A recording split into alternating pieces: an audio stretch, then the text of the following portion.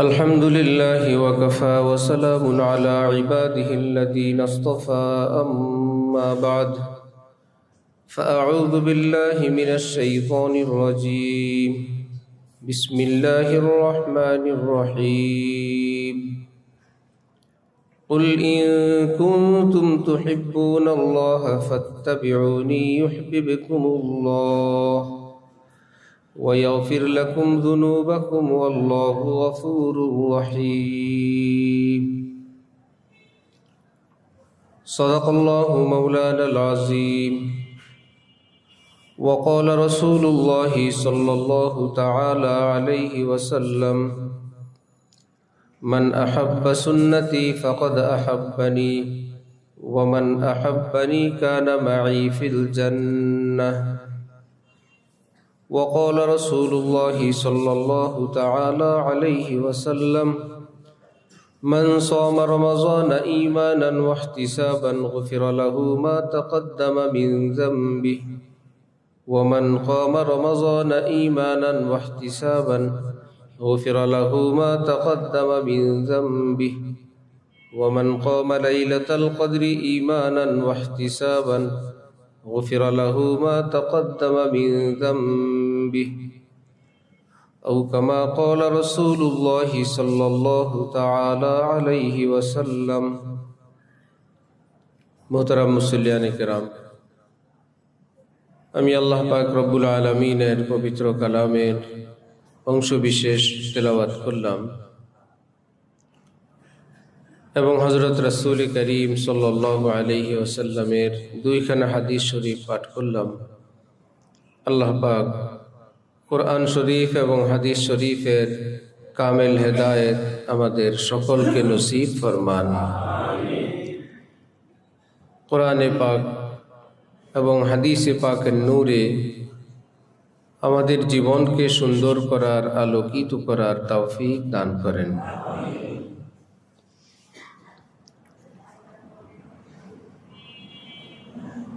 এই পৃথিবীতে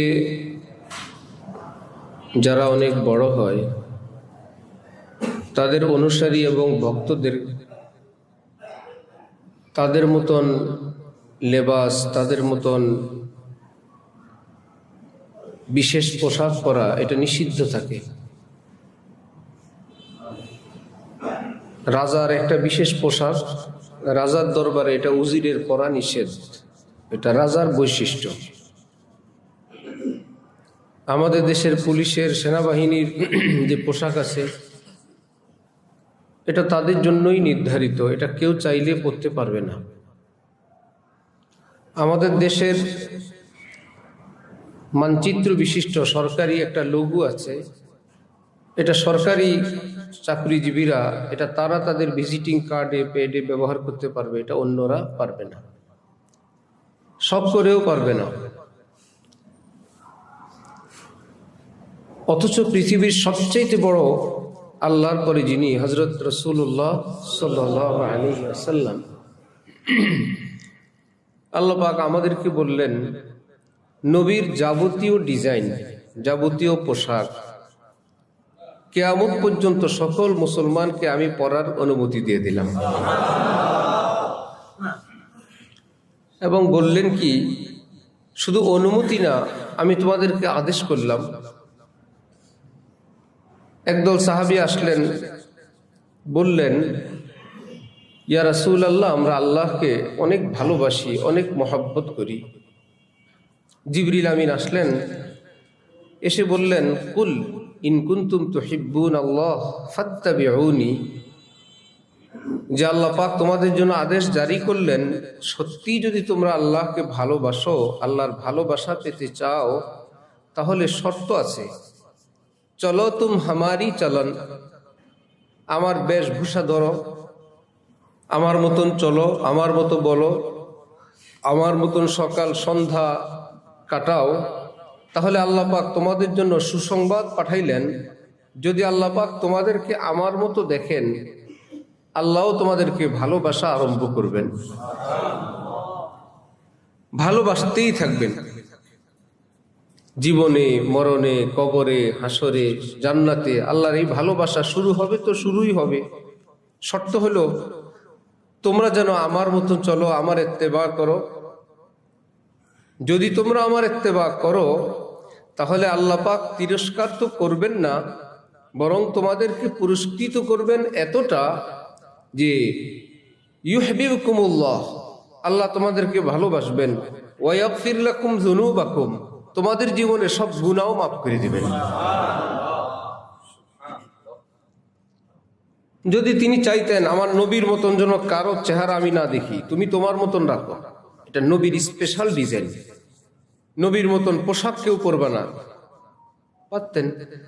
বরং আমাদেরকে ক্ষমা করার জন্য, মাফ করার জন্য, মায়া লাগানোর জন্য, যার গ্রামের বাড়ি যেখানে, ওই আঞ্চলিক ভাষা যদি কেউ একটু শুনে, একদম গ্রামের কোনো ভাষা, তার চোখ খাড়ায় যায়, কিরে আমাদের দেশের লোক মনে হয়, হয় না? একদম এই শব্দটা আমার অঞ্চলের আঞ্চলিক ভাষা। নিজেরা ভাই বোনরা কথা বললে অনেক দিন পরে গ্রামের কোনো শব্দ যদি কানে পড়ে, মনে হয় যেন 30-40 বছর পিছনে চলে গেলাম, সেই শৈশবে চলে গেছি। আল্লাহ, এই শব্দ তো ভুলে গেছি, এ তো আমাদের গ্রামের একদম বাড়ির ভাষা ছিল, আমাদের গ্রামের ভাষা, যার সঙ্গে আমাদের প্রাণের সম্পর্ক, আমাদের জীবনের ঘনিষ্ঠতম সম্পর্ক, সেখানের একটা শব্দ শুনলে চোখ খাড়ায় যায়। আল্লাহ রব্বুল আলামিন বলেন তোমার প্রাণের সম্পর্ক সেখানে, আমার বড় মহব্বতের সম্পর্ক আমার নবীর সাথে। আমি যাকেই দেখি নবীর মতো দেখা যায়, নবীর মতন ভাষা, রুকুটা নবীজির মতন, সেজদা নবীর মতো, মুনাজাত করে নবীর মতন, হাঁটে নবীর মতন। ইউহিব্বুকুমুল্লাহ, আমি আল্লাহ তাকে ভীষণ ভালোবাসি, আমি খুশির চোটে তার জীবনে সব গুনাহ মাফ করে দিই। আল্লাহু গফুরুর রহিম, আল্লাহ পাক ভীষণ ক্ষমাওয়ালা, ভীষণ মায়াওয়ালা। গফুরুনের পরে রহিম বলেন, আমি আমার মায়ার চোটে আমি মাফ করে দিই, আদরের চোটে, মায়ার চোটে, রহমতের চোটে আমি মাফ করে দিই। কোন ছোট্ট বাহানা, রহমতে হক বাহানা মি জোয়াদ বাহা নমি জোয়াদ, যে আল্লাহ পাকের রহমত অনেক চায় না যে তুমি বিশাল কোনো কিছু দিলে আমি তোমাকে মাফ করব, 10 খতম কোরআনে পাক দিলে আমি মাফ করব, এত লাখ জিকির দিলে আমি মাফ করব। বরং কিয়ামতের দিন দেখা যাবে খুবই ক্ষুদ্র, খুবই ছোট্ট ছোট্ট বাহানা উসিলায় আল্লাহ পাক সারা জীবনের গুনাহ মাফ করতেছেন, সারা জীবনের গুনাহ মাফ করতেছেন। ইমাম আহমদ ইবনে হাম্বল রহমতুল্লাহ আলাইহি উযু করতেছেন, তার পাশে আরেক ব্যক্তি উযু করতেছে। সেই বেচারা ভাবলো যে আমি যেভাবে বসছি, আমার উজুর পানিটা তো ইমাম আহমদ ইবনে হাম্বলের দিকে যাবে, এত বড় আল্লাহওয়ালা, আমার ব্যবহৃত পানিটা ওনার দিকে যাবে, আমি একটু পরে গিয়ে বসি, ওনার ব্যবহৃত পানিটা আমার দিকে আসুক। ওই বেচারা উজুর থেকে উঠে পিছনে গিয়ে বসছেন, যেদিকে পানির স্রোত, এবার ইমাম আহমদ ইবনে হাম্বলের পানি তার দিকে আসে, তারটা যায় না। এটা তো একটা স্বাভাবিক, একটা মনের ব্যাপার। এরকম কোনো বিষয় হয় যে সামনে আমি সামনে, পিছনে কোনো বুজুর্গ, কোনো সম্মানিত কোনো মুরব্বী, যে সুযোগ আছে, পরিবেশ আছে তাকে আগায় দেওয়ার, একদম নিয়ত করবে, তখন তো আর ঠিক না, এখন তো দরবার শুরুই হয়ে গেছে, ইমাম সাহেব আল্লাহু আকবার বলে ফেলছেন, অথবা বলার আগ মুহূর্তে, ওই সময় কাতার চেঞ্জ করা ঠিক না, কারণ এখন আল্লাহর দরবার শুরু হয়েছে, এখন আল্লাহকে নিয়ে ব্যস্ত থাকতে হবে, অন্য কারো দিকে নজর এখন আর টাইম নেই। ইমাম সাহেব কেরাত পড়তেছে, দুইজন ঠেলাঠেলি করতেছে। যদি এরকম কাউকে কেউ সম্মান করেই ফেলে, তার জন্য ইমার্জেন্সি এটা চেঞ্জ করে নেওয়া, ওটা গ্রহণ করে নেওয়া, না করলেও তো সময় বিলম্ব হবে। কেউ দিলেন, ঝটপট গিয়ে দাঁড়ায় যাওয়া, ওই লোকও ছাড়বে না, আপনিও যাবেন না। ওইদিকে ইমাম সাহেব কেরাত পড়তেছে, দুইজন একজন আরেকজনকে সম্মান করতেছে, এটা আদবের খেলাফ। আল্লাহু আকবার। ছোট্ট খাট্ট কোনো বিষয় আল্লাহ পাক মাফ করেন। ওই আদবওয়ালা ব্যক্তির ইন্তেকাল হলে স্বপ্ন যোগে কেউ তাকে দেখছেন। এই ঘটনা লিখছেন হাকিমুল উম্মত হযরত থানবী, যিনি বিনা তাহকিকে কোনো কথা বলেন না, যাচাই বাছাই ব্যতীত, পূর্ণাঙ্গ সত্যতা ব্যতীত ওনার কিতাবে কোনো কথা নাই। এই জন্য পৃথিবীতে ওনার কথাগুলো সব রেফারেন্স, সব দলিল। উনি বলছেন, এটা একটা দলিল হয়ে গেছে। কোন নেককার মুসলমান স্বপ্নে দেখছেন ওই লোকটাকে, বললেন আল্লাহ পাক আপনাকে মাফ করে দিয়েছেন, বললেন যে ভাই আমার তো কোনো আমল কবুল হয়নি। ওই যে একদিন ইমাম আহমদ ইবনে হাম্বলকে সম্মান করে আমি একটু জায়গা পরিবর্তন করে উজু করলাম, যেন আমার উজুর ব্যবহৃত পানি ওনার দিকে না যায়। এত বড় একজন আল্লাহওয়ালা আলেম, আল্লাহ পাক আমাকে বললেন এই উসিলায় তোকে আমি মাফ করে দিলাম। উসিলা আর উসিলা। এজন্য প্রত্যেকটা গুনাহের মধ্যে বৈশিষ্ট্য আছে জাহান্নামে নেওয়ার, প্রত্যেকটা নেকির মধ্যে বৈশিষ্ট্য আছে জান্নাতে নেওয়ার। অল্প হইলেও আপনাকে জান্নাতের দিকে টান দিবে, আর গুনাহ অল্প হইলেও জাহান্নামের দিকেই টান দিবে। কে আছে ব্যবসায় সামান্য একটু লোকসান, সমস্যা নেই, আছে কেউ? সামান্য একটু লোকসান হইতেই চলছে, প্রতিদিন একটু একটু লোকসান, শেষ কোথায়? যে ভাই শেষ তো ভালো না, এভাবে লোকসান হইতে থাকি আমি তো শেষ হয়ে যাব। আর যদি হয় যে লোকসান নাই, অল্প একটু লাভ, মুখে হাসি, আলহামদুলিল্লাহ, অল্প হইলেও একটু লাভ আছে। ঠিক প্রত্যেকটা গুনাহ হইল একটু লোকসান। এটাকে সাদরে বরণ করার বিষয় না, এটাকে জলদি জলদি দ্রুত বন্ধ করার বিষয়। ভাই আমি দুনিয়াতে আসছি, কত মানুষ দুনিয়া থেকে চলে যায়। গতকাল রাতে শুনলাম একজন পর্দানিশীন নারী রাস্তা পার হবেন, আমাদের চাঁদপুর কোথাও, বাড়ি থেকে খবর আসলো সেই বেচারা এই রাস্তার দোনো পাশ দেখছে, কেউ নাই, এই রাস্তা পার হইতে গেছে, হঠাৎ কোনো গলি থেকে মোটরসাইকেল বের হয়ে জায়গায় শেষ। সে কি জানতো কয়েক সেকেন্ড আগেও তার এই নির্মম মৃত্যুর কথা তো তার জানা ছিল না। এরকম হঠাৎ মৃত্যু তো পৃথিবীতে আসতেইছে সকলের। এটাকে এত হেলায় দুলায় ভুলে না যাওয়া, যে কোনো মানুষ যদি এমন কোনো পথে চললো যেই পথটার দুই দিক থেকে এত উঁচু ওয়াল, তার কোনো উপরের চূড়া দেখা যায় না, ডানে বায়ে বের হওয়ার কোনো পরিস্থিতি নেই, এমন এক পথ যেই পথে দাঁড়ায়ও থাকা যায় না। যেমন হজের সময় আরাফার ময়দানে যাবেন মিনা মুজদালিফা থেকে, কেউ চাইলে কি দাঁড়ায় থাকতে পারবে? কোনো ব্যবস্থা নেই। এক বছর তো আমরা এমন বিপদে পড়ছি, আমাদের সাথীদেরকে দেখা যায় 4-5 হাত সামনে, বলবো যে আপনি দাঁড়ান, তাও কি বড় বড় পাহলোয়ান লোক, আপনি দাঁড়ান, আমরা একত্রিত হই, কোনো উপায় নেই। সে তার গতিতে, আমরা আমাদের গতিতে। বেশ কিছুক্ষণ পর ফোনে জানা গেল কি আর দেখা যায় না, কে কোন দিক চলে গেল, কোথায়? আমরা আছি পাথর মারার এখানে, ওনারা আজিজিয়া। বললো যে দাঁড়ানোর কিংবা সাইডে যাওয়ার, ব্যাকে যাওয়ার কোনো সুযোগ নেই, এত প্রচন্ড প্রেসার। তো একটা পথ, যেই পথে আপনাকে আগানোই লাগবে, ডানে বায়ে যাওয়ার কোনো ব্যবস্থা নাই, পিছনে যাওয়ার কিংবা ব্রেক করার কোনো ব্যবস্থা নাই। যেমন এই দুনিয়ার থেকে বের হওয়ার কোনো ব্যবস্থা আছে আমাদের? ঘড়িটাকে থামায় রাখার কোনো ব্যবস্থা আছে? ঘড়ি তো চলে সূর্যের তালে, সূর্যকে কি করবেন? প্রতিদিন সে তার টাইম মোতাবেক উদয় হচ্ছে, প্রতিদিন টাইম মোতাবেক তার অস্ত হচ্ছে, নির্ধারিত টাইমে সে শিক্ষা দিতেছে, আমার সকাল তোমার শিশুকাল, আমার দুপুর তোমার যৌবনকাল, আমার বিকেল তোমার বার্ধক্যকাল, আমার অস্ত তোমার মৃত্যু। আবার সকালে বলে এই তো আবার আমার সকাল তোমার শিশুকাল, আমার দুপুর তোমার যৌবনকাল, আমার বিকেল তোমার বার্ধক্যকাল, এই তো আমি শেষ, এই তো তুমিও শেষ। এই জন্য এই যে সূর্য আমাদের উপর দিয়ে যায়, বিজ্ঞানীরা লিখছেন যে, এবং হাদিসে পাকে আছে, এই যে আমাদের দেহের মধ্যে যে চেঞ্জিং, এটা সূর্যের সাথে। এই যে আস্তে শিশু জোয়ান হয়, জোয়ান বুড়া হয়, এটার অ্যাকশনটা কার সাথে? সূর্যের সঙ্গে। এই যে সূর্যের অতিক্রম আমাদের উপর দিয়ে, এই জন্য আমাদের জীবনের উপরেও এইরকম একটা অবস্থা হয়। জান্নাতে সূর্য থাকবে না, এই জন্য যে যেভাবে প্রবেশ করে সেভাবেই থাকবে।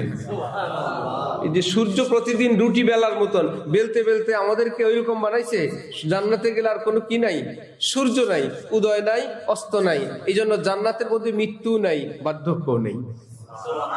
যে 500 বছর হয়েছে জান্নাতে আসছি, ডায়াবেটিসে ধরে গেছে, এরকম কিছু আছে? কোনো কিছু নাই। যে যেভাবে প্রবেশ করবে সেভাবেই আছে। যেই সূর্য তার দেহের মধ্যে চেঞ্জ, পরিবর্তন করতো, সেই সূর্য নাই, না চাঁদ আছে না সূর্য আছে। রব্বুল আলামিন স্পেশাল ভাবে সেটাকে আলোকিত করে রাখবেন না। একটা ওয়াশরুম আছে, আছে কোনো ওয়াশরুম? এত খাবারের ব্যবস্থা, কোনো বাথরুম নাই, কোনো ড্রেনেজ, কোনো ব্যবস্থা নাই। হাদিসে পাকে আছে, আল্লাহ পাক বলবেন খাও দাও তোমার, সেটাকে সেখান থেকে বের করা, নির্গত করা আমি আল্লাহর দায়িত্ব। কেমনি কি হবে? জান্নাতীদের শরীর থেকে সামান্য একটু ঘামের মতন বের হবেন, পৃথিবীর মেশকো আম্বরের থেকেও খুশবুদার। ফিনিশ। এখন আমরা খেতে পারি না কেন? পেটে জায়গা নেই। খেতে পারি না কেন? এটা পছন্দ হয় না। খেতে পারি না কেন? ডাক্তার নিষেধ করছেন, ইত্যাদি ইত্যাদি কারণে। জান্নাতে না পেট ভরে গেছে এমন কোনো পেরেশানি, না ডাক্তার নিষেধ করছে, না এখন ঘুমের সময় হয়ে গেছে, না বাসার থেকে ফোন আসছে, না এখন অফিস খোলার টাইম হয়েছে, না কোনো কিছু আছে। রব্বুল আলামিন বলেন, না, এখানে তো তোমার ছোট্টখাট্ট একটা খোদাই, যা চাও তাই হবে। দুনিয়াতে তুমি আমার কথা রাখছো, এখন আমি তোমার কথা রাখবো। ওয়ালাকুম ফিহা মা তাশতাহি আনফুসুকুম ওয়ালাকুম ফিহা মা তাদউন। যে মন যা চাইবে, তোমার মুখে যা বলবা, মুখে যা বলবা সেটা তোমার, মনে যা চাইবা সেটাও তোমার। পাখি উড়ে যাবে, হঠাৎ মনে হবে এত পাখি, এই পাখিটা যদি খাওয়া যেত কি ফাইন হইতো। তাও মনের মধ্যে কিভাবে একটা ভাবনা আসবে, ফ্রাই নাকি কারি নাকি বারবিকিউ নাকি, এই কল্পনা করার মুহূর্তে ওই পাখিটাকে আল্লাহ পাক যেভাবে চাইবে এভাবে গুনাহ করে তার সামনে পাঠিয়ে দিবেন। বলবেন এটা কিভাবে সম্ভব, কিভাবে কি ওখানের এই ব্যবস্থাপনা কি এই পৃথিবীর কারো পক্ষ থেকে না আল্লাহর পক্ষ থেকে?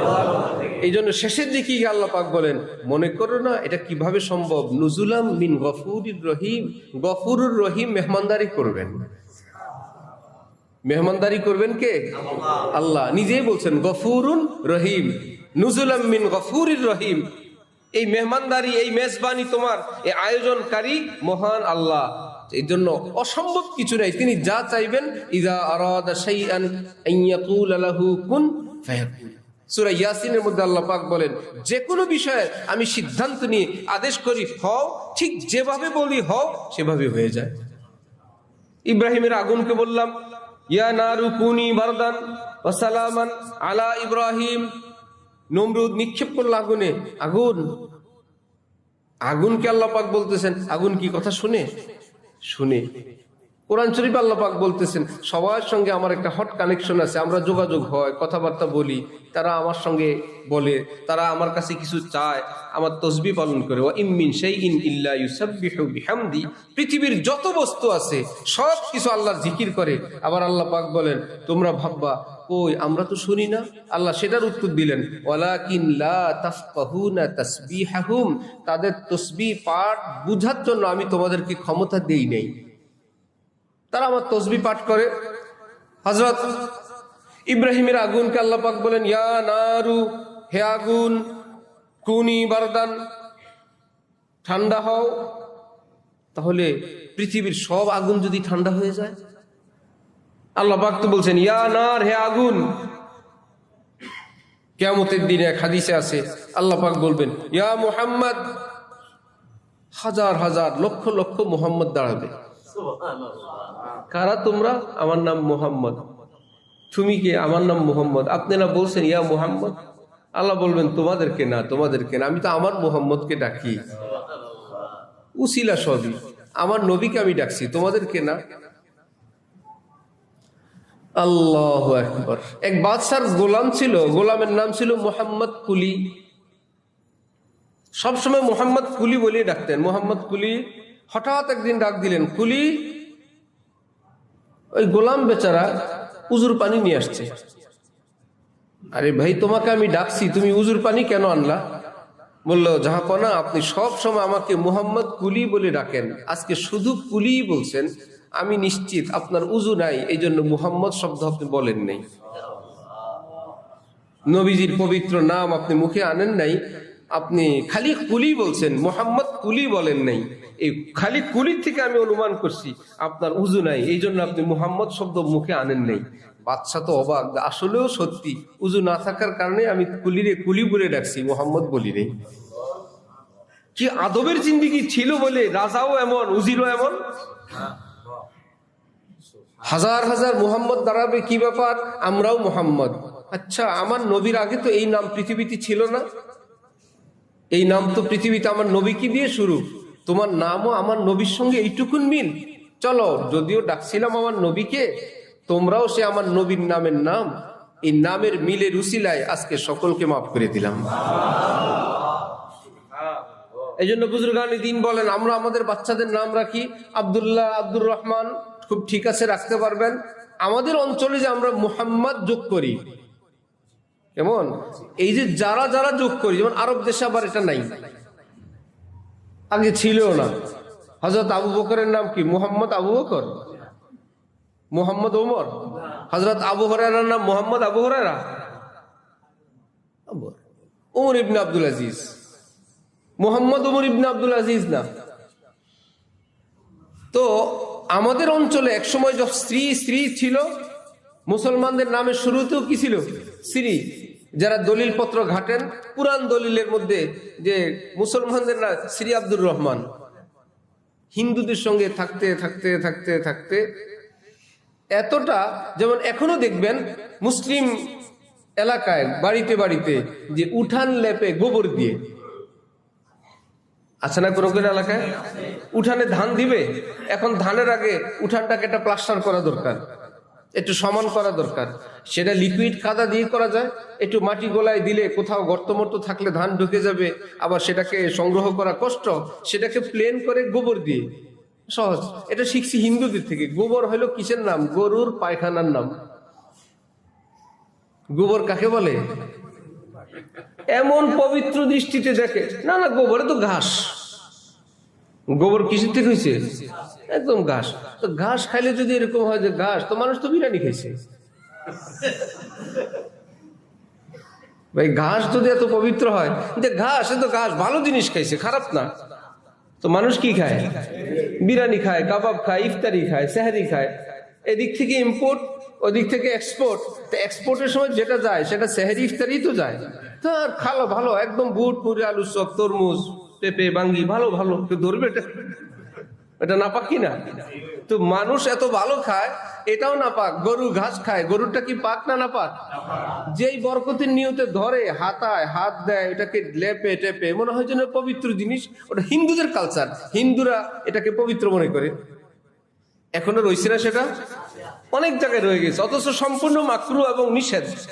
নাপাক জিনিস কেন আসবে? একদম শুরুর সময় কাউকে বাকি দেয় না ভাই, এখনো নগদ বেচা কি নয় ভাই, কি জানি বলে বনি করে। হ্যাঁ, এটা হিন্দুদের কালচার। বনি টনি কি আবার সাইজ করে করেন, যা করেন, এটা হিন্দুদের কালচার। এরকম অনেক কিছু। তো মুসলমানরা এখনো, আরো পূর্বপুরুষরা এরকম নাকি ধুতি পরতো মুসলমানরা, লুঙ্গি টুঙ্গির রেওয়াজ ছিল না। মুসলমান ধুতি পরে ঘুরতেছে, মসজিদে গেছে ধুতি পরে, খুব আরামসে চলতেছে, ঘুরতেছে। তো এইরকম নামের সঙ্গে ছিল কি? শ্রী। বুজুর্গানি দিন দেখলেন, আহারে, যখন মুসলমান হইল শ্রী যায় নাই। যখন যেমন এখনো গোবর যায় নাই, তখনও শ্রী যায় নাই। ঠিক আমাদের দেশের মহিলাদের শাড়ি পরার অধিকাংশ ডিজাইন হিন্দুদের। কাপড় পরে যারা, এই কাপড় পরাটা এবং কাপড় পরার ডিজাইনটা কাদের? হিন্দুদের। পদ্মানিশীর মহিলা পেট খোলা, কি ব্যাপার? কাপড় তো এভাবেই পরে। পেট কি পর্দা নাই? পেট তো ঢেকে রাখার অংশ। যে মানুষটা সারাদিন পর্দা করে, যেই দিন কাপড় পরবে সেদিন তার পেট খোলা, পিঠ খোলা। কেন? কাপড় এইভাবেই পরতে হয়। এই ভাবটা আসছে হিন্দুদের থেকে। অথচ মুসলিম মা বোনের তো হাত, পা, পেট, পিঠ এটা ঢেকে থাকবে, যে কোনো পোশাক দিয়ে হোক। তো মা বোনদের মধ্যে কাপড় পরার যে ডিজাইন, সেটা এখনো রয়ে গেছে কাদেরটা? হিন্দুদেরটা। তো বোঝা গেল সব এখনো যায় নাই। ঠিক রবিউল আউয়াল আসলে কোন উৎসব পালন করা ইত্যাদি করা, এটা আসছে খ্রিস্টানদের থেকে। খ্রিস্টানরা যিশু খ্রিস্টের নামে জন্মদিন পালন করে। এক মুসলিম বাদশা আসছিল, ভাবলো কিছু তো করি না ইসলামের জন্য, কিছু তো করা উচিত। যারা সঠিক কাম করে না, কিছু এই এমন কিছু করতে চায় যাতে ভাইরাল হয়, ইসলামের জন্য আমি এসা তেসা করছি।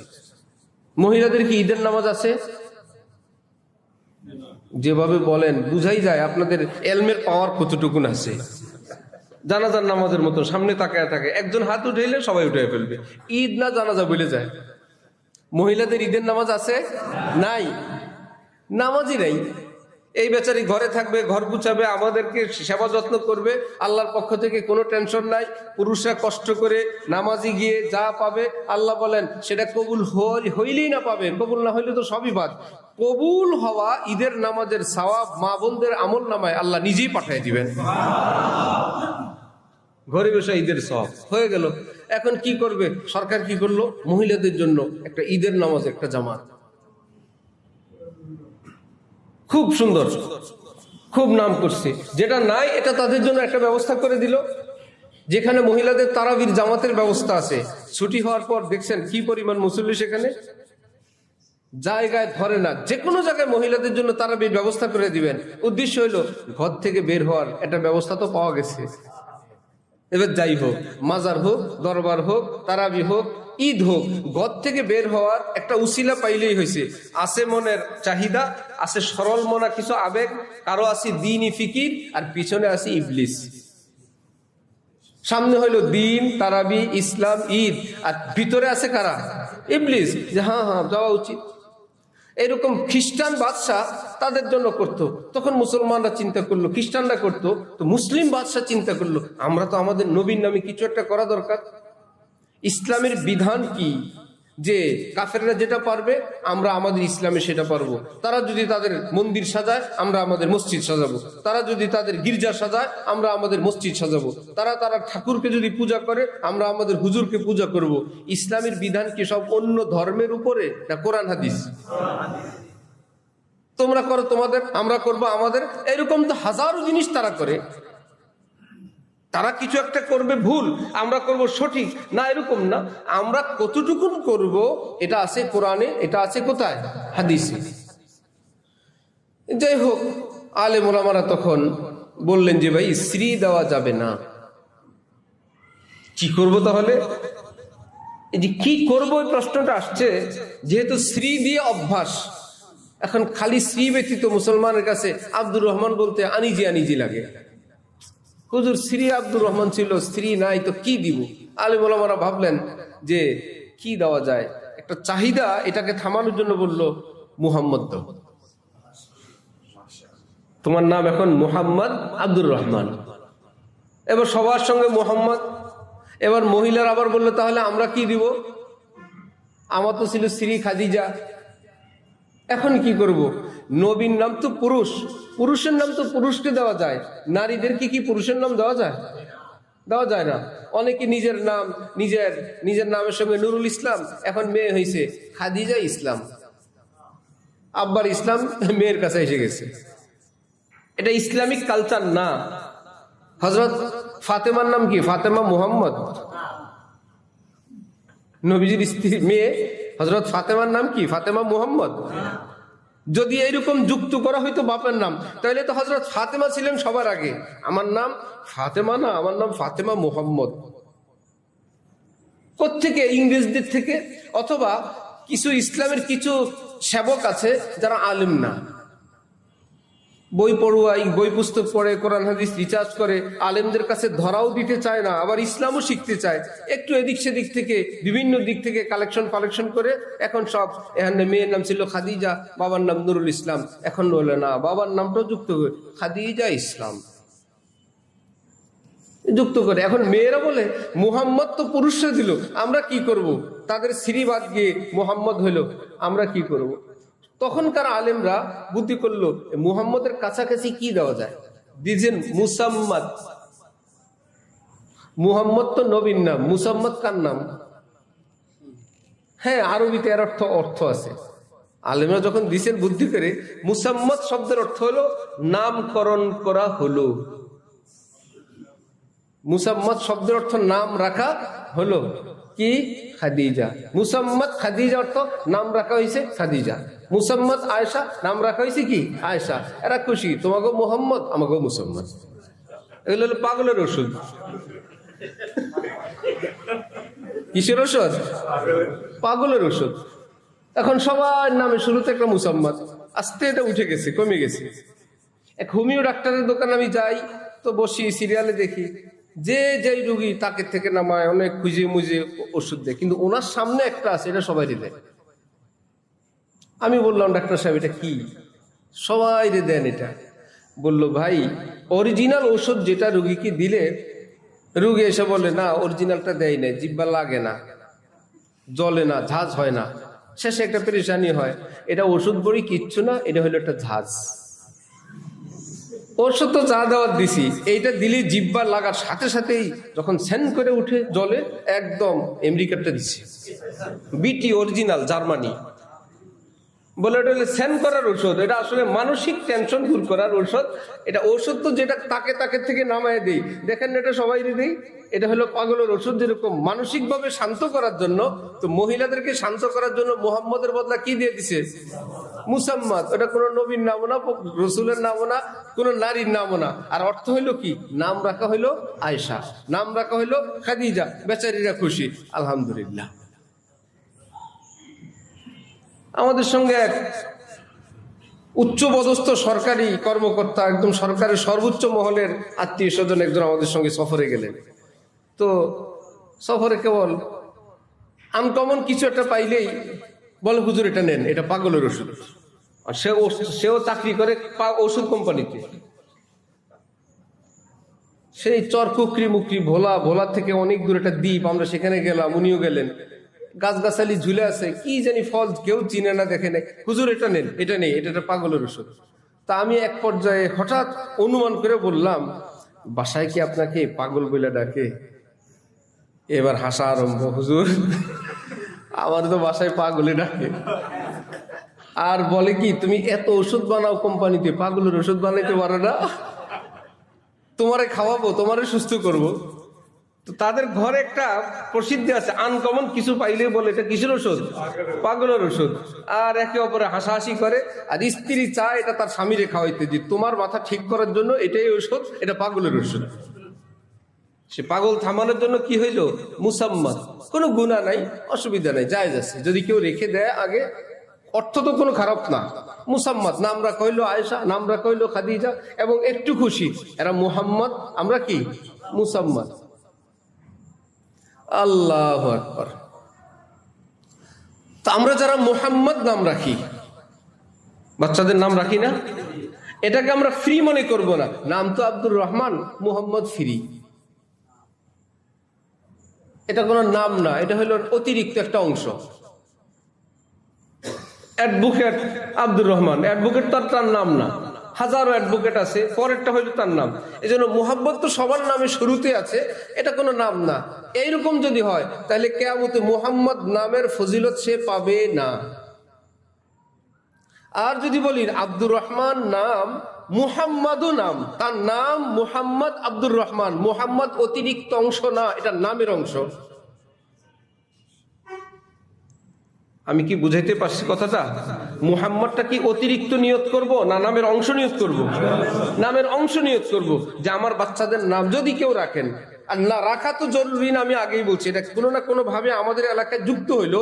তা আমরা যদি রাখি, তো বাচ্চার নামের সঙ্গে যে আমরা মুহাম্মদ বলি, এটা কি অতিরিক্ত নিয়ত করব না অংশ নিয়ত করব? তাহলে আমার বাচ্চার নামও কি মুহাম্মদ, নামের একটা অংশ কি আছে? মুহাম্মদ আছে। কারো ছেলে হয় না, শুধু মেয়ে হয়, তার জন্য মেয়ে যেটা হয়, মেয়ের নাম রাখে যদি যেই নামে রাখুক, যদি রাখে বুশরা, কি রাখে? বুশরা। যে খাদিজা বুশরা, লাবিবা বুশরা, আদিবা বুশরা, অথবা খালি বুশরা, নামের একটা অংশ বুশরা রাখলেন। তো আমাদের এক উস্তাদ শেখুল হাদিস হযরত কুতবুদ্দিন সাহেব রাহমাতুল্লাহি আলাইহি বলতেন, সূরা ইউসুফের মধ্যে আল্লাহ পাক বুশরার পরে গোলাম বলছেন। অর্থাৎ হযরত ইউসুফ নবীকে যখন কূপে ফেলছিল, ভাইয়েরা চলে গেছিল, মুসাফিররা যাওয়ার সময় দেখলো কূপে পানি আনা দরকার, বালতি ফেলছে। হযরত ইউসুফ নবী ভাবছেন কেউ মনে হয় আমাকে উঠানোর জন্য এখানে লিফট দিছে। ছোট্ট ইউসুফ বালতির মধ্যে ধরে বসছেন। কিরে বাবা, এক বালতি পানি এত ওজন কেন? টেনে টেনে উঠায় দেখে আল্লাহ রে, এত সুন্দর এক ছেলে। ওই বেচারা তখন জোরে চিৎকার দিছিল, ইয়া বুশরা হাদা গোলাম, এ আমার সাথীরা যারা আমাকে পানি আনতে পাঠাইছো, কোথায় তোমরা? সুসংবাদ, সুন্দর পোলা পাওয়া গেছে একটা। ইয়া বুশরা, আরে সুসংবাদ, ছেলে একটা পাওয়া গেছে। তাহলে বুশরার পরে কিসের আলোচনা? মেয়ের কথা না ছেলের কথা?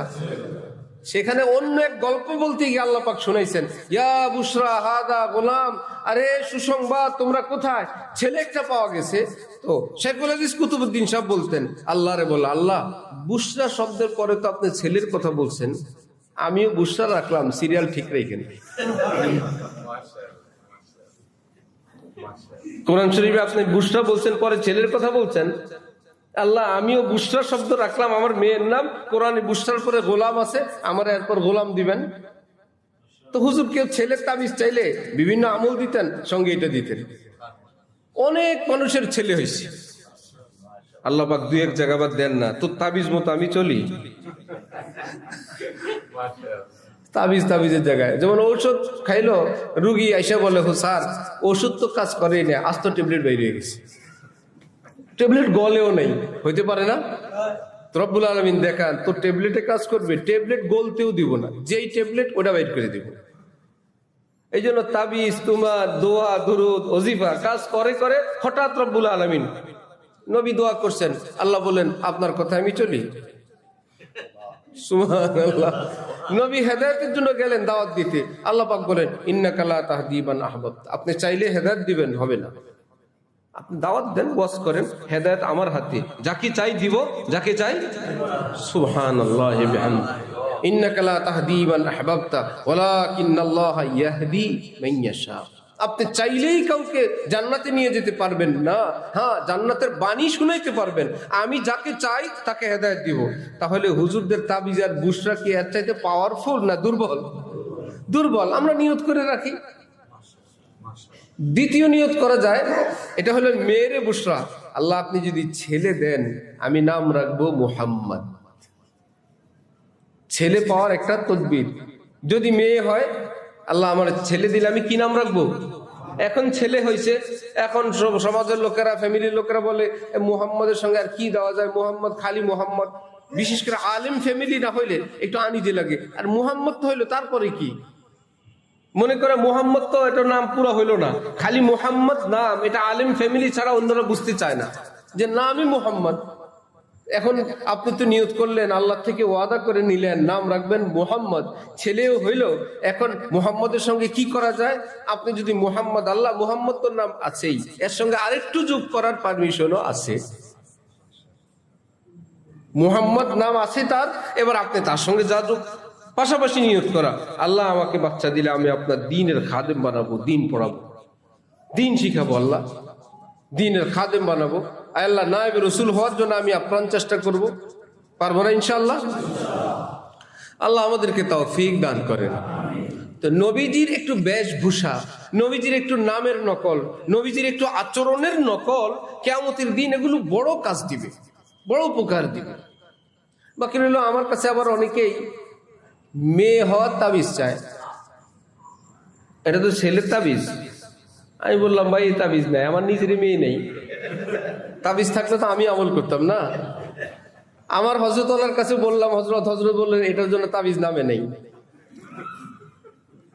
হযরত বললেন আমি আর কি করব, মক্কা শরীফ, মদিনা শরীফ, মিনা, মুজদালিফা, আরাফা, কাবা, যত জায়গায় দোয়া কবুল হয়, আমি তোমার মেয়ের জন্য দোয়া করছি, না হইলে আমি কি করব? কারণ ছোট বাবু মেয়ে আমি আদর করলে বলে তুমি আরেকজনটা আদর করো কেন, নিজের মেয়ে না আরেকজনটা আদর করবে না, মানে চোট লাগান যাতে আমি ভালো করে দোয়া করি।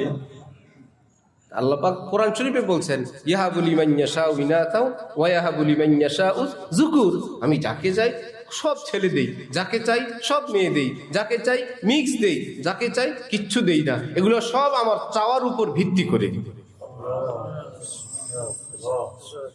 অনেক বোকা স্বামীরা স্ত্রীকে বলে দাও না একটা ছেলে দাও, আমার একটা ছেলে দিও, এবার মনে করে কারখানায় বানায়, তোমার কারখানায় একটা ছেলে বানায় দিও, এমন কিছু খাইবা, খাওয়া দাওয়া করবা যাতে ভিতরে কি হয়। আরব দেশের এক স্বামী বেচারা ছেলে হয় না বলে স্ত্রীর সঙ্গে রাগ করে বাড়িতে আসে না। কি দাও, অনেক ঘরে তো আমাদের দেশে তালাক হয়, শাশুড়িরা রাগ করে, এটা কি, এটার ঘরে শুধু কি হয়, মেয়ে হয়, ছেলে হয় না। এমন বোকার বোকা, শাশুড়ি রাগ করে বউর উপরে, তো সেই মেয়েটা চিঠি লিখছে যার ঘরে শুধু মেয়ে হয়, যে দেখেন আমরা হইলাম জমিন, আপনি হইলেন কৃষক, জমিনে যে বীজ দিবেন কৃষক যে বীজ বপন করে জমিনতে সেই ফসলই হয়। সুতরাং ছেলে হওয়া মেয়ে হওয়া মূলত আল্লাহর দায়িত্ব। যদি আমাদের নারী পুরুষের কোনো কর্তব্য আসে, বীজ বপন করেন আপনি, তাহলে ক্ষেতের দোষ না কৃষকের দোষ? আপনি তরমুজ বীজ বপন করবেন, বাঙ্গি চাইলে তো হবে না। সুতরাং স্বামী হিসাবে আপনি ছেলে দিয়েন আমার কাছে, আমি ছেলে বানায় দিব। বীজ দেয় স্বামী, দোষ দেয় নারীর উপরে, আরো জুলুমও করে, অত্যাচারও করে। আমার এক পরিচিত লোকের 4 নম্বর মেয়ে হইলে আমাকে ফোন দিছে, বয়সে বড় আত্মীয়, নাম ধরে বলতেছে, ওমক জানো তুমি কি অবস্থা, বাসার খবর নিছো? না, খুব হইতো। একটু পরে ওনার ফোন বন্ধ। আর ভাই এইরকম একটা ইমার্জেন্সি শব্দ বলে কোনো দুর্ঘটনা, বাসায় আগুন লাগছে না কি হয়েছে আমি তো জানি না কিছু। পরে ওনার ফোনে আমি কল ব্যাক করতেছি, আর ধরে না। আর ওনার কলিগ ধরছেন, বললেন যে উনি অসুস্থ, এই বেহুশের মতন পড়ে আছেন। বিষয় কি, বাসায় কি হয়েছে? বললো ওনার মেয়ে হয়েছে। বলেন তো, আমার কাছে নালিশ করতেছে ওনার কেন মেয়ে হইল, যেহেতু আমাদের আত্মীয়, আর উনি বেহুশ। ফোন অর্ধেক করে উনি বেহুশ। আমি ফোন দিলাম, ওনার কলিগ ধরলো। আমি আত্মীয় স্বজনের কাছে খবর নিলাম, পরে শুনলাম যে হ্যাঁ ওনার মেয়ে হয়েছে আরেকটা। এই জন্য ওনার মাথা খারাপ, স্ত্রীর সঙ্গে সম্পর্ক বেশ দূরত্ব। এখন কি মুশকিল, আল্লাহ তো আল্লাহ বললেন যে আমার কাজ তুই আমার বান্দির উপর দোষ চাপায় দিবি। এমন অসুস্থ হয়েছে স্ত্রী, এখন স্বামীকে আল্লাহর কাছে দোয়া করে আল্লাহ বাঁচায় রাখেন। আল্লাহ ওই অসুস্থতার উছিলায় স্বামী স্ত্রীর দূরত্ব যেটা ছিল দূর হয়ে আবার মহব্বত দিয়ে দিচ্ছেন আল্লাহ। খামাখা আমার বান্দির উপর দোষ দিবা, দোষ তোমার, আর দেও আমার বান্দির উপরে। আল্লাহ আমাদেরকে দ্বীনকে সুন্দরভাবে বুঝার তৌফিক দান করেন। তাহলে নবীজির মতন বেশভূষা পরার অনুমতি আছে না আদেশ আছে? শুধু অনুমতি না আদেশ? সেটা কি আমরা ঠকবো না জিতবো? গ্রামের একটা ভাষা শুনলে যদি মায়া লাগে, নিজের প্রিয় ছেলের নাম, সেই নামে যদি কেউ তার ছেলেকে ডাকে, কেউ ডাকলো সালমান, আমার ছেলে সালমান, কিরে সালমান কি আবার? যে কোনো নাম শুনলেই নবীজি, যে নবীজি আল্লাহ পাকের কাছে এত প্রিয়, নবীজি যেই দৃশ্য যতটুকু নকল আমাদের মধ্যে দেখবেন, সে আল্লাহর রহমত অতটুকুন পাবে ইনশাআল্লাহ। আল্লাহ পাক আমাদেরকে সুন্নতের উপর চলার তৌফিক দান করেন। ছোট্ট ছোট্ট সুন্নত আছে, যেমন সালামের ব্যাপক প্রচলন করা, ব্যাপক সালাম দেওয়া, শুধু সালাম। এক সাহাবী তো বাজারেই যাইতেন সালাম দেওয়ার জন্য, এটা আবেগ ছিল, এরকমটা যাওয়া ঠিক না, কেউ অনুসরণ করতে পারবেন না। কারণ সাহাবীদের যুগের বাজার আছে এখন, মার্কেটে সালাম দিতে গেলে কি সালাম নিয়ে আসতে পারবেন না, রাইখে আসা লাগবে। গেছিল সালাম সহ, আসছে সালাম রাইখা। এক হাজী সাহেব আপনাদের এই এলাকারই আমারে বলছিল, যতবার হজ উমরা করলাম হুজুর, দেশে আনতে পারি নাই, সর্বশেষ বিমানে রেখেছি। করছিল হজ তওয়াফ, বললো দেশে আনতে পারি নাই, ওখানে হয়তো বিদেশ সৌদি আরবে রয়ে গেছে, কষ্ট মষ্টে যদি আনছিলাম বিমানে রয়ে গেছে। বিমানের বালা আর বিমানের খালাদের কাছে হজ রেখে এসে গেছে। সাহাবী তো সাহাবীদের যুগের বাজারে গেছেন, সেটা তার আবেগ ছিল। শুধু সালামের ফজিলত শুনে বলতেন যে এত লোক পাবো কই, সাধারণত লোকজন নাই, আরবে তো এখনো লোক কম, চলো ওখানে গেলে লোক পাওয়া যাবে। আসসালামু আলাইকুম রহমতুল্লাহ, আসসালামু আলাইকুম রহমতুল্লাহ, আসসালামু আলাইকুম রহমতুল্লাহ। নবীজি বলছেন যে আগে সালাম দেয়, অহংকারের রূপ থেকে আল্লাহ পাক তাকে চিরমুক্তি দান করে দেন। যাও চলো, তুমি অহংকারী না, তুমি বিনয়ী, এবং বড় পুরস্কার আল্লাহ পাক তাকে দান করেন। তো বেশি বেশি সালাম দিলে সুন্নতের আমলের জন্য আল্লাহ পাক সহজ করে দেন। সালাম কি শুধু সিনিয়র না সিনিয়র জুনিয়র সকলকে? সালাম শুধু স্ত্রী স্বামীকে দিবে না স্বামীও দিতে পারবে? বরঞ্চ নিয়ম হলো আমরা বাহির থেকে যাই, সালামের দায়িত্ব আমাদের উপর। আসসালামু আলাইকুম রহমতুল্লাহ। এবার আমার মা বোনরা জবাব দিবেন। হ্যাঁ, একজন যদি দিতে ভুলে যান অপরজন দিয়ে দিবেন। যিনি আসবেন তিনি সালাম দিবেন, তিনি দিলেন না তো যার কাছে আসছেন তিনি দিতে পারবেন। ডান দিক থেকে কাজ করা, ডান হাতে খাওয়া, ডান হাতে দেওয়া, ডান হাতে নেওয়া, ডান হাতে লেনদেন করা, ডান হাতে ভালো জিনিস যত আছে ডান হাতে করা, আবার মন্দ জিনিস ইস্তেঞ্জায় বাম হাত, নাক পরিষ্কার বাম হাত, জুতা বহন করব বাম হাত, ইত্যাদি ইত্যাদি কাজে, নিচু কাজে বাম হাত। আবার যখন প্রয়োজন হবে আল্লাহ পাক বলেন না এখন সমান অধিকার, মুনাজাত দিবেন কি ডান হাতে না দোনো হাতে? দোনো হাতে। কি ব্যাপার? রব্বুল আলামিন বললেন যে পাক পবিত্র তো আছেই, দোনোটা উঠাও। সুবহানাল্লাহ। খাওয়ার আগে ধুইব কোন হাত? এক হাত না দোনো হাত? হাত ধুইব না, শুধু আঙ্গুলের মাথা হাত ধুব। অনেকে হাত ধুইতে গিয়ে যখন পানি ঢালা আরম্ভ করে, এই পানিটা টাচ পাওয়ার সাথে সাথে যে ঢালে তারা বলে ওকে ওকে হয়েছে, আর লাগবে না, কারণ এটা হাজিরা দেওয়ার দরকার ছিল, হাজিরা হয়ে গেছে। হাত ধোয়া কি হাজিরা দেওয়া না হাত ধোয়া? আঙ্গুলের মাথায় একটু পানি ঢাললেই যে আপনি খুশি হয়ে গেলেন, আচ্ছা আচ্ছা আচ্ছা আচ্ছা, পানি অপচয় করা ঠিক না। না, কোনো মানুষ দেখবেন বয়ানে বসেও তসবিহ পড়তে থাকে, চিন্তা করে অবসর টাইম কানে বয়ান শুনো, জবানি কি চলো, ডাবল ইঞ্জিন লাগাই দেয়, অথচ দোনোটাই গেছে। ভাই বয়ানের সময় বয়ান শোনা সুন্নত। সাহাবায়ে কেরাম কি সব তসবিহ নিয়ে বসতেন? ইয়া রাসূলুল্লাহ, আপনার বয়ান আমরা চোখ দিয়ে দেখবো, কানে শুনবো, মুখটা তো খালি আছে, আরেক ইঞ্জিন লাগাই দিলাম। মনে প্রাণে বয়ান শোনা সুন্নত, সেদিকে তাকানো সুন্নত, মুরাকাবাও সুন্নতের খেলাফ। তখন চোখে চোখে রাখতে হবে। আল্লাহু আকবার। কি বলতেছিলাম? হাত ধোয়া। তাহলে হাত ধোয়া না পানি টাচ করা? হাত ধোয়া। পানি লাগলে ময়লা নরম হয়, ঠিক না? যে কোনো ময়লা পানি লাগার সাথে সাথেই চলে যায় না, একটু নরম হয়। তা আপনি যে পানিটা ঢাললেন, এতে করে হাতের ময়লাটা একটু নরম হইল, বাকি ডাইলের সঙ্গে বাকিটা ধুয়ে পেটে চলে যাবে। ডাক্তাররা বলেন অধিকাংশ রোগ আমাদের পেটে আমরা নিজেরা প্রবেশ করাই। জীবাণু আমরা নিজ হাতে মুখ দিয়ে পেটে নিয়ে যাই, স্থাপন করি নিজে, বীজ লাগানোর মতো। সেটার বড় একটা অংশ যায় হাতের মাধ্যমে। টাকা ধরলাম, জামা ধরলাম, গাড়ি ধরলাম, রিক্সা ধরলাম, লেনদেন করলাম, দরজা ধরলাম, কত মানুষের কত জীবাণু সব আমার হাতে। হাতটা একটু শুকনা থাকলে খাওয়া শুরু করে। নবীজি বলেন আমার উম্মত তুমি হাত ধুয়ে খাও, 2 হাত ধো, সওয়াব তো পাবা, সুন্নতের ইত্তেবার সওয়াব তো আছেই। দুনিয়ার একটা পুরস্কার আমি শোনাই, যে উভয় হাত ধোবে খাওয়ারের আগে এবং পরে, নবীজি পুরস্কার ঘোষণা দিয়েছেন, আমার এই উম্মতকে আল্লাহ পাক রিজিকের অভাব দিবেন না। তার মৃত্যু পর্যন্ত রিজিকের অভাব তার হবে না।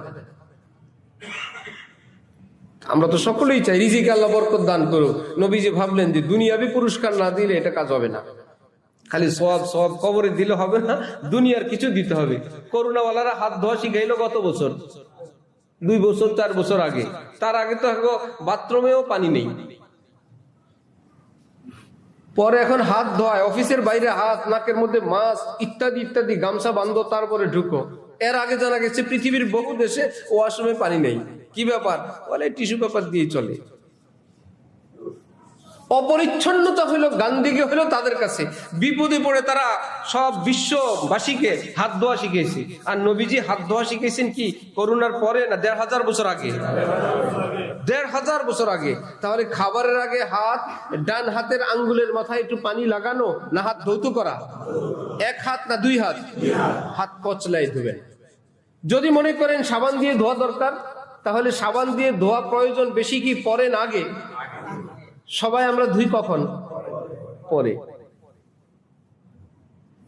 বেশি করে ধোয়া দরকার আগে, পরেরটা যদি যাই হোক, কিন্তু সবাই সাবান সহ ধোয়, বেসিনে সাবান আছে সব পরের জন্য, অথচ ফ্রেশ করা দরকার আগে। তাহলে ভালো করে হাত কচলায় হাত ধোবো, ঠিক আছে ইনশাআল্লাহ। খাবার খাবো ডান হাতে, এই যে উভয় হাত ধুইলাম, এই বয়ানের জন্য করলাম। বাম হাতের সহযোগিতা নিতে পারবেন, বাম হাত দিয়ে রুটির এক মাথা ধরা যাবে, বাম হাত দিয়ে মুরগির রানের অংশ ধরা যাবে। বাম হাতকে এখন আপনি ফ্রি স্টাইলে, যেহেতু ফ্রেশ পরিচ্ছন্ন, দিতে পারবেন, সহযোগিতা নিতে পারবেন। বাম হাত থেকে সহযোগিতা নেওয়া সুন্নতের খেলাফ না, কিন্তু মূল কাজ করবে কোন হাত? ডান হাত। যে আল্লাহ হাত দিলেন, হাতের ডিউটি দিলেন, কোথাও ডান বামকে আলাদা আলাদা ডিউটি দিলেন, মুনাজাতিকে আলাদা ডিউটি দিয়েছেন, একত্রে করে দিয়েছেন। এরকম নারী পুরুষকে আলাদা আলাদা ডিউটি দিয়েছেন। আর বললেন হ্যাঁ, নামাজ পড়লে পুরুষের যেই সওয়াব নারীরও সেই সওয়াব, দান করলে সমান সওয়াব, হজ করলে সমান সওয়াব, তেলাওয়াত করলে সমান সওয়াব। আবার বললেন না, আবার একটু পরে বললেন যে না, পুরুষরা জুমায় গেলে জুমার সওয়াব, না গেলে নাই। মহিলারা ঘরে বসে জোহর পড়বে, জুমার সওয়াব ফ্রি দান করে দিয়ে দেবে। এরা জুমা কষ্ট করে পড়ে জুমা পাইলো, আর নারীরা ঘরে বসে জোহর পড়ে কি পাই গেল? এখানে কি সমান অধিকার হইল না বেশি অধিকার হইল? বেশি দিয়ে দিচ্ছেন, অনেক বেশি দিয়ে দিচ্ছেন। আল্লাহ আমাদেরকে দ্বীনের সহি বুঝ দান করেন। ঈদ উল ফিতর খুব সামনে, আল্লাহ আমাদেরকে বাকি কয়েকটা দিন বেশি বেশি আল্লাহ পাক থেকে নেওয়ার দোয়া করার তৌফিক দান করেন। ঈদ উল ফিতরের রাতেও আমল করা, খুব কান্নাকাটি, দোয়া মুনাজাত, যে রমজান চলে গেল। এরপরে ঈদ উল ফিতর হয় আরবি মাসের কোন মাসের কোন তারিখে? এই বছর কোন কয় তারিখে হবে? শাওয়াল মাসের আগামী বছর কিয়ামত পর্যন্ত সারা জীবন শাওয়াল মাসের 1 তারিখে কি হয়? ঈদ উল ফিতর হয়। মনে থাকবে? একটা কথা তো মুখস্থ রাখেন, চাঁদ যেটা উঠে কোন মাসের উঠে? শাওয়াল মাস। বলেন শাওয়াল। আরবিতে রাত আগে আসে, এই জন্য ঈদের রাত আমরা কোনটাকে বলি? ঈদ যেদিন গেল তার পরের রাতকে না আগের রাতকে? এটা আরবি ডিজাইন অনুযায়ী। তাহলে জুমার রাত কোনটা? শুক্রবারে যেটা আজকে সামনে রাত আসতেছে, এটা কি জুমার রাত না শনিবারের রাত? জুমার রাত কোনটা ছিল? ঈদের রাত কোনটা? ঈদের আগের দিন রাত, চাঁদ রাত। শাওয়াল মাসে 6 রোজা রাখা। রমজানের ভুল বিচ্যুতি ত্রুটি হয়, রাসূল সাল্লাল্লাহু আলাইহি ওয়াসাল্লাম ইরশাদ করেন যে রমজানের রোজা রাখলো, তারপরে যদি 6টা রোজা আরো শাওয়াল মাসে রাখে, 1 বছর রোজা রাখার নেকি আল্লাহ পাক তাকে দান করবেন।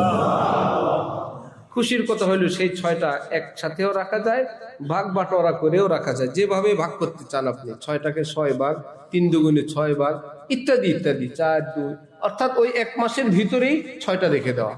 আল্লাহ পাক তৌফিক দান করেন। ঈদ উল ফিতরের দিন সকালবেলায় মিষ্টি জাতীয় কিছু খাওয়া সুন্নত। এটাকে একটা ইফতার বলে, যে ভিন্নতা দেখানো। দেখলে আজকে রোজা নাই, আল্লাহ পাক খাওয়ার পারমিশন দিয়েছেন, নবীজি খেজুর খেতেন, মিষ্টি জাতীয় কিছু খেতেন।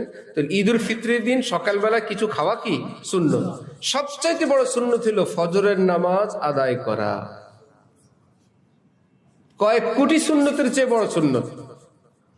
তো ফজরের নামাজটা যথাসময়ে জামাতের সাথে নারীরা ঘরের মধ্যে নামাজ আদায় করা, তারপরে হলো কিছু খেয়ে নেওয়া, উত্তম ভাবে গোসল করা ঈদের নিয়তে, খুব ফ্রেশ করে। পুরুষ মানুষের জন্য শ্যাম্পু ব্যবহার করা জায়েজ আছে তো? শ্যাম্পুর অপর নাম লিকুইড সাবান, গোলা সাবান, গোলা সাবান, বুঝছেন? আতর সারা জীবন ছিল শক্ত, এখন আবার কি নরম, লিকুইড। এখন শক্ত আতর বাইরেছে না মধ্যখানে সাবানের মতন। সারা জীবন আতর ছিল লিকুইড, এখন আতরও যদি শক্ত বাইর হয়, সারা জীবন সাবান ছিল শক্ত, এবার নরম সাবান বাইরেছে না, ওটা শ্যাম্পু। শ্যাম্পুর অপর নাম সাবান। এটা নারী পুরুষ নাই, কারো দাড়ি থাকলে দাড়িতে দিবেন, চুলি দিবেন, ফ্রেশ করবেন, এগুলো নিয়ে বাড়াবাড়ি নেই। হাকিমুল উম্মত থানবী বলেন, মুসলমানকে হারাম থেকে মুক্ত করা দরকার, আরাম থেকে মুক্ত করার দরকার নাই। মুসলমানের জীবন থেকে হারাম ছুটানো দরকার, আরাম ছুটানোর দরকার নাই। অনেকে ইসলামের সবক দিতে গিয়ে আরামগুলো ছুটায়, শেষে যারা আরাম প্রিয় তারা বলে, বাবা রে, হুজুরের কাছে গেলে তো সব ছাড়া লাগবে। ওই যে আরাম ছাড়াইতে চায়, বাড়ি ছাড়ো, গাড়ি ছাড়ো, এসি ছাড়ো, ভালো জামা ছাড়ো, খাওন ছাড়ো। হুজুরের যে অবস্থা, সালাগাই দিয়ে জঙ্গলে যাওয়া ছাড়া হুজুর থামবে না, যে সব ছাড়ায় ছাড়বে। অথচ এগুলো ছাড়তে হবে না, ছাড়তে হবে কি আরাম না হারাম? হারাম ছাড়ো। হালাল আরাম যদি আল্লাহ পাক দেন, সেটা ভোগ করতে কোনো বাধা নেই। তাহলে ভালো করে সুন্দর করে গোসল করা, কেমন ইনশাআল্লাহ? হাত পায়ের নখ যদি থাকে, বড় থাকে, সেটা ফ্রেশ করে নিব। অতিরিক্ত পশম, বগলের পশম, মোজ, দাড়ি, সেটাকে সুন্দর করে সাজায় নিব। দাড়ি সুন্দর করতে গিয়ে আবার ওই কি নাম, সেলুনওয়ালার হাওলা করে দিন, সে সুন্দর করবে না। এক মুষ্টি রাখা ওয়াজিব। দাড়ি রাখা সুন্নত, এটা হলো নবীর তরিকা, সেই হিসাবে সুন্নত। আসলে দাড়ি রাখা কি ওয়াজিব। 4 মাযহাবে এক মুষ্টি রাখতে হবে, 3 দিক থেকে, ডান বাম সামনের দিক থেকে। উত্তম পোশাক পরা সুন্নত, নিজের সাধ্য সামর্থ্য অনুযায়ী উত্তম পোশাক পরা কি সুন্নত। খুশবু লাগানো সুন্নত। নিজের পরিবার পরিজন আত্মীয় স্বজনের সঙ্গে আনন্দ ভাগাভাগি করা সুন্নত। পরস্পর ঈদ শুভেচ্ছা বিনিময় করা। তাকাব্বালাল্লাহু মিন্না ওয়া মিনকুম, তাকাব্বালাল্লাহু মিন্না ওয়া মিনকুম। আল্লাহ আমাদের ঈদ, আপনাদের ঈদ কবুল ফরমান। আমাদের রোজা, আমাদের আনন্দ আল্লাহ পাক কবুল ফরমান। ঠিক আছে ইনশাআল্লাহ। এক পথে আসা, ভিন্ন পথে যাওয়া, ইসলামের প্রত্যেকটা বিধান খুবই প্রাণবন্ত, জীবন্ত। এক পথে আসলাম, কিছু মানুষের সঙ্গে দেখা হইলো। নতুন পথে গেলে নতুন কারোর সঙ্গে দেখা হবে, যেই গলি দিয়ে কখনো হাঁটা হয় না। আর তাকবীর দিতে দিতে আসা, আল্লাহু আকবার, আল্লাহু আকবার, লা ইলাহা ইল্লাল্লাহু, আল্লাহু আকবার, আল্লাহু আকবার, ওয়ালিল্লাহিল হামদ। এটা ঈদের রাত থেকে আমল শুরু। ঈদে যাওয়ার আগে সদকায়ে ফিতির আদায় করা। সদকায়ে ফিতির এবার কত? 110-এর আগে যে ছোট্ট করে লেখা থাকে সর্বনিম্ন, এটা দেখছেন আপনারা না দেখেন নাই? অথচ সবাই কি বলে ফেতরা কত? 110। কেন ফেতরা কত বলবো কি? সর্বনিম্ন 110। 110 না, সর্বনিম্ন 110। এবার আপনি কি সর্বনিম্নের লোক? আদায় করেন 110। আল্লাহর কাছে কিয়ামত গিয়ে বলবেন, আল্লাহ আমার চেয়ে গরিব আর কেউ ছিল না। সব জায়গায় ধনী, সব জায়গায় বড় লোক। সর্বনিম্ন মাছ, সর্বনিম্ন তরকারি, সর্বনিম্ন ইটা, সর্বনিম্ন সিমেন্ট, সর্বনিম্ন রড কেউ খোঁজে? হ্যাঁ, ফেতরার সময় সর্বনিম্ন, বা আমি হলাম একদম সবচেয়ে নিচের লোক। ভাই এই টাকাটা তো একটা গরিব পাবে। আপনি যদি বলেন আমি মিডিয়ামটা দেই, অন্য কোনো কিছুর খেজুর টেজুরি হিসাব করে, খেজুরের দামও তো কত রকম আছে, আমি 1000 করে দেই, আলহামদুলিল্লাহ আমার ঘরে 5 জন গরিব 5000 টাকা পাইলো, কত খুশি হবে। এখন ফেতরা যারা চাইতে আসে ফেতরার আশায়, 10 টাকা দেয় ভাই, বহু লোকরে ফেতরা দিতে হবে। কোন গরিব মানুষ ভিক্ষা করতে বের হয়েছে, বাড়িওয়ালার কাছে বললো টাকা দেন, টাকা নেই। 1 মুঠ চাল দেন, চালও নেই। ঘরে কিছু থাকলে দেন, বললো ঘরে কিচ্ছু নেই। ফকির এক ধমক দিল। ফকির এখন পাল্টা ধমক দিয়ে বলে, কিছুই যখন ঘরে নাই, ঘরে কি করেন? বাটি লন, আমার সাথে বাইরন। বললেন আপনি ঘরে কিছুই নাই, যেই ঘরে কিছুই না এখানে কি করেন? বাটি নিয়ে আমার সাথে বাইরন, কিছু পাবেন। এতটা মিসকিন না সাজি আমরা, এটা গরিবের হক। এটা গরিবকে দিলে গরিব খুশি হবে। আমার আমল নামায় 21 সওয়াব পাবো। রমজান থেকেই ফিতরা দেওয়ার চেষ্টা করব, কেমন ইনশাআল্লাহ? অশ্লীলতা থেকে, অসভ্যতা থেকে, বেপর্দা থেকেও বেঁচে থাকার চেষ্টা করব। আল্লাহ তাওফিক দান করেন। পাশাপাশি ঈদ উল ফিতরের পরে আবার কওমি মাদ্রাসার ভর্তির সুযোগ। কওমি মাদ্রাসা শিক্ষা বর্ষ শুরু হয় ঈদ উল ফিতর থেকে শুরু। যারা নিজেদের বাচ্চাকে মাদ্রাসায় ভর্তি করবেন, নিয়ত আছে বা নিয়ত করবেন, এই বাচ্চার উসিলা যদি আল্লাহ আমাদেরকে মাফ করেন, তাদের তেলাওয়াতের সওয়াব মা বাবা পাবে, তাদের পড়ার সওয়াব মা বাবা পাবে। 24 ঘন্টা মাদ্রাসায় আছে, ওই 24 ঘন্টার সওয়াব মা বাবাকে আল্লাহ পাক দিতেই থাকবেন। সারা জীবন সে যত আমল করবে, নামাজ পড়াবে, মাদ্রাসায় পড়াবে, তার ছাত্র, তার ছাত্রের ছাত্র যত বড় হবে, এই লতা যত দূর যাবে, মা বাবা কবরে বসে বসে সব পাইতে থাকবেন ইনশাআল্লাহ। তো মাদ্রাসাগুলোতে 6 দিন পরে মাদ্রাসায় ভর্তি শুরু হয়। ভালো ভালো মাদ্রাসাগুলো, ঘরের কাছে মাদ্রাসা শুধু ছোট্ট শিশুর জন্য। চলো, সে কোথাও থাকতে পারবে না, আশপাশে দেখে, ঘরের পাশ উদ্দেশ্য না, যদি একটু দূরে হয়। কত দূর থেকে স্কুলে যায়, কত কষ্ট করে মা বাবা। তো মাদ্রাসার জন্য শুধু ঘরের কাছে আছে বলেই যে কোনো এক মাদ্রাসায় না দেওয়া, পরিষ্কার পরিচ্ছন্ন কিনা, শিক্ষকরা মান সম্মত কিনা, এই ছোট্ট শিশুর উপর কোনো জুলুম অত্যাচার মারামারি কাটাকাটি অভদ্রতা করে কিনা, একটু দেখে শুনে তারপরে মাদ্রাসায় দেওয়া। আর বড় হইলে তো বাচ্চাও বুঝবে, আপনিও বুঝবেন। শুধু মাদ্রাসার বিল্ডিং দেখে, আর মাদ্রাসার হুজুর কেবলা একজন আছেন বড়, ওনার নাম দেখে মাদ্রাসায় দিয়ে দিবেন। আমরা দেখি অভিভাবকরা এভাবেও ধোঁকা খায়। অমুক হুজুর নামি দামি, ওনার মাদ্রাসায় দিছি। হুজুর নামি, মাদ্রাসায় তো কিছু নেই। এরকম অনেক মাদ্রাসা আছে, হুজুর নিজের জায়গায় মশহুর প্রসিদ্ধ একজন লোক, উনি যেখানে আছেন খোঁজ নিয়ে জানা গেল ওনার জগৎ আলাদা, মাদ্রাসার জগৎ আলাদা। উনি একটা মাদ্রাসার সাইনবোর্ড ব্যবহার করেন। বাস্তবেই আলেম ওলামাদের সঙ্গে খোঁজ নিবেন এই মাদ্রাসাটা মানসম্মত কিনা, মাদ্রাসা জগতে রেজাল্ট ভালো কিনা, ইত্যাদি ইত্যাদি ভালো কিনা। যেহেতু আমাদের বাচ্চারা এখন আরাম প্রিয়, সব দিক থেকেই মাদ্রাসায় জেনতেন মাদ্রাসায় দিলে 2 দিন পরে তারা ফিরে আসে। অভিভাবকরাও সেই দৃশ্য, সেই খাবার, সেই পরিবেশ দেখে সহ্য করতে পারে না, যে আমার বাচ্চাকে এভাবে রেখে যাব, আমি বা আমার স্ত্রী এটা সহ্য করতে পারবে না। এই জন্য সব দিক দেখে ভালো মাদ্রাসা আল্লাহ আমাদের জন্য মিলিয়ে দেন। ওয়াখির দাওয়ানা আলহামদুলিল্লাহি রাব্বিল আলামিন। কয়টায়?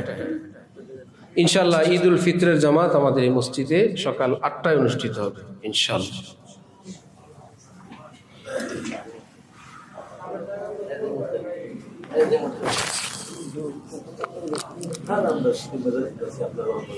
আপনার তো সামনে